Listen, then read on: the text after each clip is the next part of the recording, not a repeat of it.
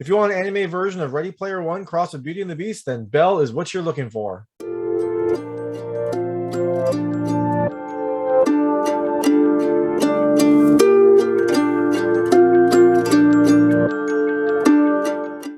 everyone, this is David Stark from Watcher Pass, and today I'm talking about Belle, which is an all-new film from Mamoru Hosada, who you might know from his previous work in Mirai, The Girl Who Leapt Through Time, A Boy and His Beast. He has some really fantastic anime movies in his background, and now his newest, Belle, is finally coming to America on January 14th, 2022.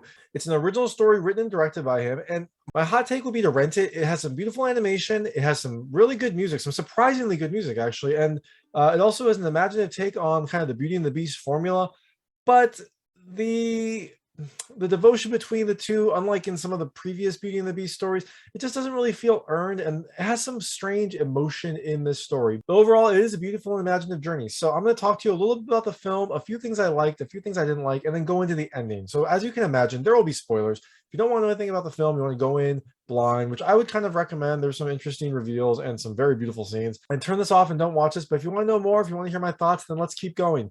So in Belle, you have Suzu, who is a shy high school student who's kind of living in a rural village and is kind of thrives on not being noticed. She has kind of a tragic past, and she just kind of wants to get through without being noticed, but she does have this kind of inner desire for something more. And so she's able to kind of find this through this online program called the U, which is kind of a virtual reality type of program. At least when it's represented in the anime, it's more of like a virtual reality. I don't know exactly what it was, but it had these like earpieces and this phone app that connected to, and then she could go into this world and kind of be whoever she wanted to. And so what she did was she chose one of her classmates to kind of be the avatar for her. So she goes in as this character that doesn't really look like her. It's kind of what I think she kind of hoped to look like, named Belle. She goes in and starts singing and just kind of becomes a sensation in the U. But while she's there, this other character, this kind of, I don't know, angry, aggressive, and somewhat tragic character named the Beast, kind of continues to cross paths with her and eventually interrupts one of her concerts, and that leads to this hunt of who is the Beast. And she gets really interested to figure out like who is he and why is he kind of so aggressive and mysterious, and that leads to a lot of rabbit holes that you'll have to watch the movie to kind of understand. So first, the things I liked about this movie, the first is the animation. And with an anime, you would hope that it has really good animation, and Belle is very beautiful. And because you have this kind of mixed world where you've got kind of Suzu's rural village and then the U universe, you have these two very different styles that are both beautiful in their own ways. Suzu's rural village is beautiful for its natural setting. It has some really amazing, breathtaking set like mountains around it, and you get some really beautiful weather and kind of classic Japanese types of environments. You have a Japanese high school. You get kind of some old school buildings. It's a very beautiful place to exist in. But then the U is also just insanely imaginative. It's kind of like what you would expect in any sort of near future type virtual reality environment where anything can happen. I mean, Belle is this pink haired singing character with these amazing dresses. Sometimes she's like riding a whale that has speakers on its back for her concerts. Everyone is just kind of way out there in their online personas. And so you get this kind of otherworldly, crazy future techno world in the U. And so together, these two are both beautiful and both just will kind of take your breath away as you watch them. The second thing I loved is the music, and I kind of wasn't expecting to like the music because the songs aren't your kind of typical anime songs. They're not upbeat. They're not, I don't know, like as you would imagine, kind of J-pop or anime songs to have a little bit more kind of energy to them. These songs are much more haunting, but they are very beautiful and they kind of sneak up on you. Some of the songs that Belle sings are just, I mean, they will take your breath away at times, and kind of combined with the animation, especially when everything is going well, it will really pull at your heartstrings and give you some emotion. And I kind of wasn't expecting to really like the music, but then I went back and rewatched the screener a few times just to hear the songs because they are that beautiful. And the last thing I really liked, I kind of mentioned this already. The online personas were very fun to see because everyone just kind of went all out there. In the U, you've got just anything you would expect: people with crazy hair, people that are, like different animal embodiments. You get kind of a crazy world where anyone can be who they want to be. But then it also deals with this idea that your online persona could be different from your real life persona, which I think we all know, but it's fun to see that play out in anime where you have a character who can be either who you want to be or maybe a different facet of yourself. It can be a cry for help in some instances. And I like how this film takes that on and showcases how the online world can, both affect and interact with the real world. And eventually you do get to see some of the characters kind of unmasked, and the reactions to that was interesting as well. Now, those are the things I liked. The things I didn't really like. The first and kind of the primary one in my mind is kind of the Belle and Beast relationship. As you'd expect, this is a Beauty and the Beast type movie. And so Belle and the Beast do become very close. But in this film, it doesn't really feel like that relationship is, I don't know, warranted or built up enough. She becomes very interested in helping the Beast without much reason in the film, other than she's just like, he has these bruises on his back. He must need help. I'm going to do everything I can to help him. Maybe that's just who she is. Maybe that's kind of the type of person that she is.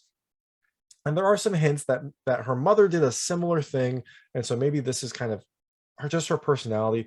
But it does seem odd that she really kind of goes out of her way and risks her entire online presence and some of her kind of newfound online fame to help this person who simply just seems to be disrupting her concert and being kind of aggressive for no reason. Now you find out there's reasons later on, but at least when Belle is really pursuing this hunt, I didn't really understand why. There didn't really seem to be a good basis for why.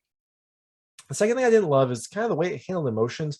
And this is not unknown in anime. Like anime can sometimes have really strange emotions.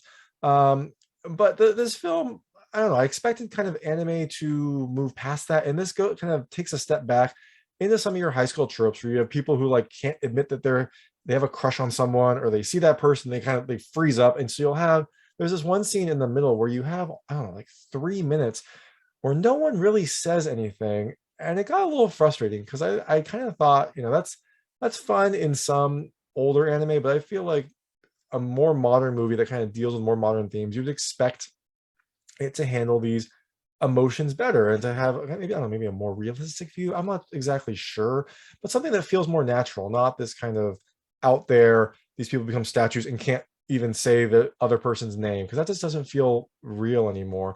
And also later in the movie, there were some weird emotions towards the end, and I'm going to talk about the ending soon, so I'll highlight those later. But there were also some strange emotions kind of towards the end. This movie kind of felt like it handled the emotional side of the story very clunkily, which I was a little surprised because the emotion is a huge part of this story. And the last thing I did not love is the ending, and it just felt very far-fetched. I mean, look, it's an anime movie about a online world. It's going to be far-fetched, but this felt really unrealistic in other ways. So the ending, like I said, Belle is this kind of online sensation at this point. She is doing this concert. Everyone is kind of excited about it, and the Beast comes in. I think he's being pursued by some of the guards in this world. In the world, there are these guards that kind of are out there to enforce the peace, and they are trying to pursue the Beast. And so he interrupts Belle's concert, and so Belle and her friend Ruka decide they're going to try to figure out who the Beast is. I don't know why. Like it seemed like a strange jump. Like, oh, we need to unmask him. I guess they were upset that he ruined her concert, but I mean, she could just have another concert. I don't. It didn't seem like there was a need to unmask the Beast. But anyways, they try to track him down, and they go through some obvious leads of who the Beast could be, and none of those really pan out.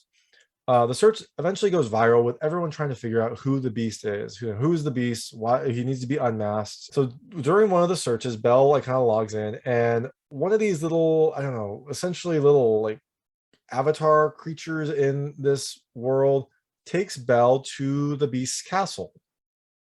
And the Beast seems to have a few little kind of like online avatar type things. If you've seen Beauty and the Beast, they are, in my mind, essentially all the like little chandeliers and candles and clocks and things in the Beauty and the Beast movie, except in this case, they're just like little online anime animals. But they take Belle to the castle, and the Beast doesn't seem very happy about this. He seems very upset that Belle is there. And while this is happening, eventually Belle logs out, and then there's this again, this strange and this anime scene involving Belle is friends with this popular guy, and so apparently they were seen together, and that leads to a firestorm in her high school of all the girls being jealous of her and trying to cut her down. And then Belle fixes it by saying like, oh, well, why would he be interested in me? Which again, I didn't like. This felt like a weird, clunky, emotional scene. And when Belle says like, oh, why would you be interested in me? I'm so boring. Then they're like, oh yeah. And they all kind of like back off. It felt strange. I mean, I guess maybe it shows, that Belle doesn't think that. Sorry, Suzu. Belle is her online persona. Suzu is her real life persona. Suzu doesn't think that she's good enough for Shinobu, and I guess no one else does. But again, this kind of like aside just felt strange. It felt random, and there was a lot of random stuff in this film. This also felt random. She also eventually sees Shinobu, and she says like, you don't have to worry about me, I'm fine, you don't have to protect me. I guess to drive home this point, because she doesn't want to have any more of these kind of flare-ups. So back in the U, the Beast tells Belle to go away, and so Belle leaves the castle. And when she's leaving, she's confronted by some guards who say like, oh, where were you in a castle? Which seems like a big leap again. Like, why would they suspect Belle of doing this, especially this like famous singer? I think she's kind of hiding her face, but eventually they realize she's Belle. And so they're about to like take her into custody, and the Beast just appears, grabs her, helps her escape, and he's getting beat up by the guards, but he's just shielding her with his body. And eventually he escapes, but he's hurt, and he takes her back to the castle. When he's there, Belle sings him a song, and it's a very beautiful song. This was kind of the first song when I was like kind of taken aback by how, just how beautiful it was, and also how the animation meshed up with the music into this really emotional scene. So I really like this song especially. And the Beast kind of warms up. You see his like heart as a flower, and it kind of warms up, and then the castle transforms, he transforms, they dance. It's very beautiful, a little silly, but it's beautiful. Outside, the search for the Beast intensifies, and everyone's kind of trying to figure out who the Beast is. And when Belle is apparently leaving, the guards kidnap her, and Belle, like the Beast's little friend creature things, help save Belle, this time from the guards, and they escape. So back in the real world, Shinobu, the guy that Suzu likes, tells her that he knows that she's Belle. And Belle is kind of taken aback by this. She's like, she can't even say anything. Again, weird emotions. And she runs away. Now, remember when Belle was captured by the guards and being interrogated, and the Beast's friends helped her escape? Well, I guess Belle left a rose petal, and the guards used that rose petal to track down the Beast's castle. I don't know, maybe the rose petal was an NFT, and they used that to figure out the blockchain. I don't know exactly how they got there. They analyzed the rose petal, found the Beast castle, destroy it. They completely destroy it. Belle goes in to try to see him and try to save him, but the castle is essentially being destroyed. It's burning. Belle goes up to their like balcony and sees him, and he's like hurt, and his house is being destroyed, and he kind of like jumps off the balcony and says like, go away. So as you can imagine, Suzu is a little upset about this, and they try to figure out who the Beast is. And so I guess Belle does a concert in the U, I think, to try to get a bunch of people in the area. And while they're doing this, they also are analyzing thousands of videos on the internet to try to figure out, I guess, who the Beast is. It's strange. It doesn't make the most sense, but it does lead to this revelation where they find one video of a little boy who's singing the song that Belle sang to the Beast in the castle. And so that was a song that only the Beast would know, because it wasn't really this big concert venue. It was just this one-to-one song. And so the fact that he's singing it shows that at least he saw it, he observed it. Maybe he's the Beast, maybe not. But they kind of isolate that sound, that video, and see this little boy who's singing the song, and then they look in his eye and they see the reflection, and that's Belle. And so they know that at least he is watching this play out. And so while the kid is singing this, and they kind of think that maybe he's the Beast, but something seems off. He doesn't, I don't know, he seems maybe a little quiet, maybe a little nice. His dad, the boy's dad, barges into the room, sees the boy, is like, why are you always disobeying me? And he's about to hit the boy, and the boy's older brother comes in and like shields him. And this person is probably the Beast, because he shields him with his body, so his back is exposed to his dad. And you can imagine the Beast has bruises all over his back. That's probably where they're coming from. So this boy appears to be the Beast. They're talking after the dad leaves through the video, and Belle's like, I want to help you. Let me help you. And the boy's like, look, Everyone always says they want to help. Like, I'm done with that. I've heard that enough. It's always talk. He said no one ever actually helps. Nothing ever changes. And then he shuts it off. So Belle tries to figure out how she can show him that she's serious about helping. And I guess the way that she does that is she in the concert in the U, back to the concert where everyone's surrounded, everyone's like waiting for Belle. She allows herself to be unmasked, which then shows her true persona to the world.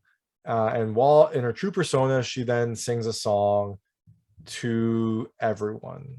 And this is, I guess, how she's going to show that she actually wants to help because she drops her persona. And the nice part here is everyone's saying like, no, don't do that. All of Belle's friends are saying don't do that. But the boy that she likes, Shinobu, says, yes, you can do this. Drop your persona and you can sing. And he believes in her, which is a sweet thing. It shows that Shinobu knows Belle a little better than most of the other people know. I mean, he's been her friend since she was young. He knows her pretty well. He's always been like her protector. And this shows that maybe maybe he knows a little more. Maybe he's a little more interested in her.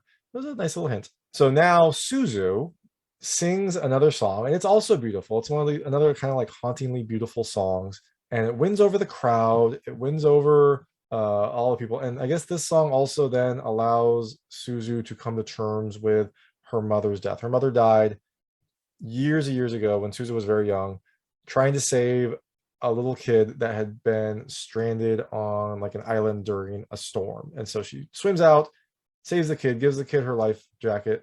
The kid's fine, but her mother dies in this incident. And I guess Belle had always been, or Suzu had always been a little upset about this, not really able to kind of understand why. And I guess when she's singing the song as her real person, I think she then is able to come to terms with her mother's death. Not the best handled emotional scene. It is beautiful, and you do kind of get the general sense of it, but the reasoning was tough for me to understand. Also, while she's singing this and getting the support of the crowd, I guess all the sponsors then leave. The guards have all these like sponsor logos behind them, and then eventually they all leave. Again, another weird, like kind of clunky scene. I don't really remember the sponsors really being brought up before this, and so I guess maybe they're no longer supporting the brutal police in this world. Weird, but we'll allow it. So now, during the song, a giant whale pops up through the crowd and takes Suzu on. Like, this is the whale that you've seen earlier when Belle was singing, and now Suzu's on the whale singing, and everyone's like supporting her. And then and like essentially all the avatars around in the concert are holding up lighters, although in this case their hearts are lighting up. And so there's this beautiful scene with all these lights, and now Suzu is Belle for some reason. Somehow she turns back into Belle. So that was a nice scene. Concert's over. The two kids trust Belle now, and so they log in to say, hey, like, we trust you. Thanks for the concert. Here's our address. And they're about to get the address, and the dad gets an alert showing the video of him kind of abusing Tomo and Kei that was earlier when they first found them. And so he barges in while Kei and Tomo are talking to Belle, and like shuts the camera off before they can give her their address. And so everyone's like, oh no, like, we have to help them. Like, they could get really hurt. They don't know where they are because they didn't get the address, but they're able to pinpoint their location from like a partial building in the window of the room, and then also from some of the sounds that they heard. They were able to kind of pinpoint a general location, which doesn't seem like the most accurate place, but you know what, they at least know the general location. And so some of the adults call in and like report to the cops that there's going to be this potential child abuse problem, but they don't know the address. They don't have really specifics, and so I don't think the cops are taking them seriously. So Suzu says, I have to help them, rather than using her like online fame and her, I forget how many followers she had, but she had like millions and millions of followers in this world to like pop in and be like, hey, like, I need you to help me find these two kids. Like, here's the information. Go, internet, go. Rather than doing that and possibly finding someone who knows those kids or knows the area and it would be able to help, she says, I'm going to jump on a train and go to this place that I've never been to, and I don't know exactly where I'm going, but I'm going to jump on a train. I'm also not going to tell my dad when I leave on the train for this night. Again, it seems very far-fetched because, I don't know, maybe it's easier if you live in Japan. I've been to Japan. It's tough to find some places. It's very difficult to navigate even when you have the address. So she has a very kind of vague idea of where this place is that she's never been before. And she's like, great, I'm going to just go there and find these two kids and their abusive dad. And None of the adults go with her. They're just like, okay, Belle, okay, Suzu, you go on your own to confront this abusive dad. That doesn't seem like a smart idea. Maybe at least have Shinobu go with you, because he's like, I don't know, he's bigger than her and he's more athletic. Or there's another guy who's like a crew champion.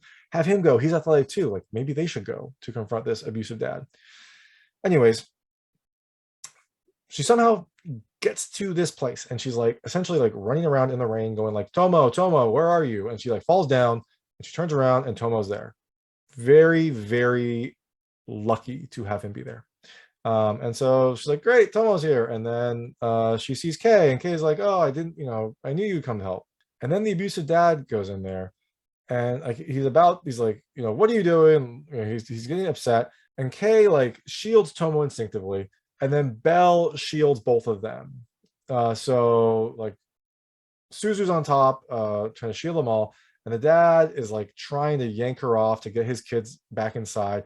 And when he's doing that, he like rips her cheek, which that looks real painful and also very weird to have someone do that.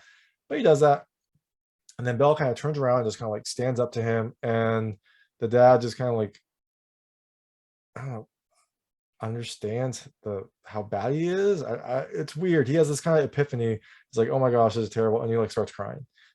Again, like I said, the emotional stuff it's very odd in this movie. Like the animation is beautiful. The story is interesting. The music is also quite beautiful.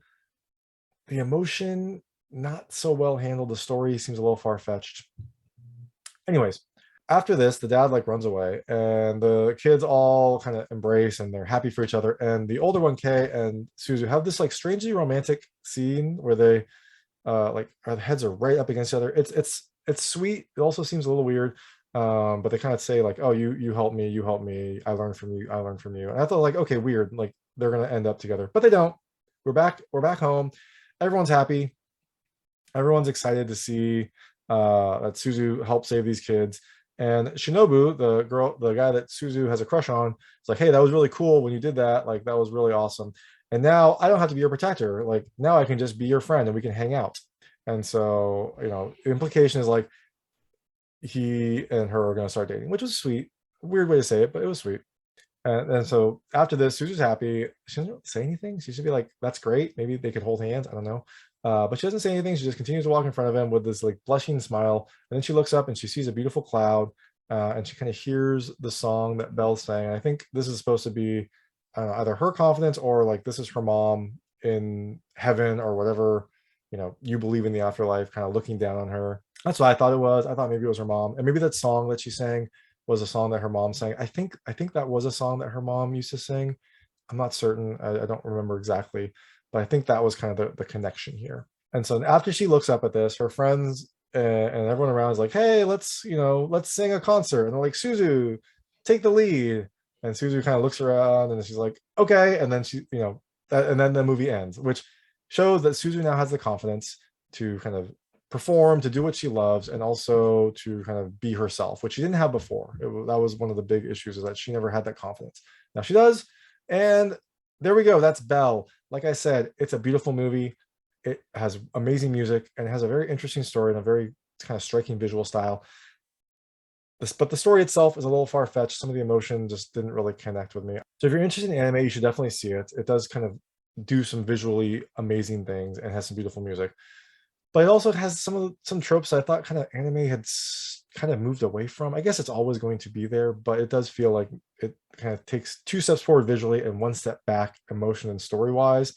But that was just my take. Maybe other people will have a different take. Hey, let me know what you think. I'd love to hear your thoughts on the story and your thoughts on the movie itself. And thanks so much for watching. If you liked this review, please like and subscribe to this channel. It helps me out a lot. Make sure all my new content goes straight to you. And please check out my other content. I've got other movie reviews, interviews, unboxing videos, and recommendations. Thank you.